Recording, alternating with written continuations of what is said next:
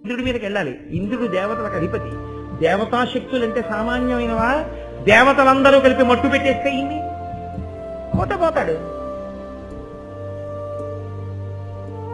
మీకు నష్టం, మాకేమవుతుంది? ఓ దోసుడు పోయాడు.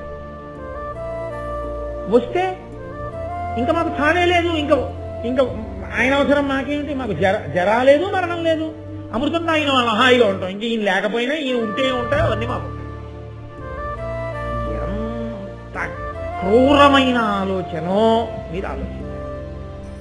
ఇలా ఆలోచించచ్చా అనేటటువంటి కనీస పరిణతి కాని మర్యాద కాని వాళ్ళకి లేవు. కాబట్టి అంత గొప్ప ఆలోచన వాళ్ళు చేయగలిగారు. ఆయన అన్నాడు సంతసంబునం, చాలా సంతోషంగా అంగీకరించారు. ఆయనకి ఎందుకు సంతోషం? ఒక్కటి ఆయన సంతోషం, అయ్యా